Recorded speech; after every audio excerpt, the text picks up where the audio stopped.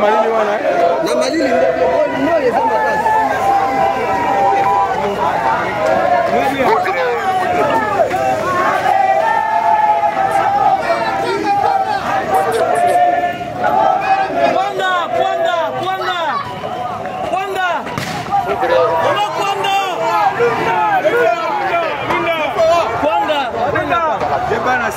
Kebana sima.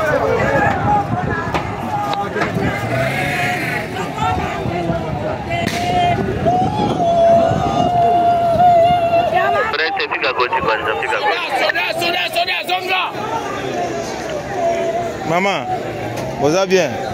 Qui m'ezali? Awa qui m'ezali?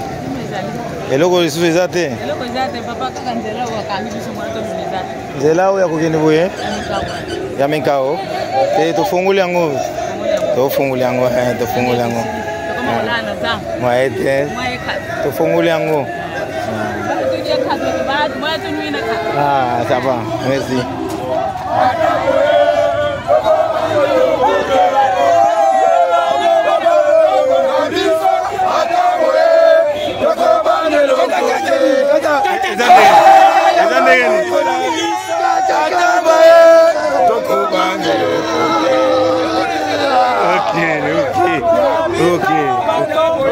Ok. On va ta Kim est allé? C'est bon.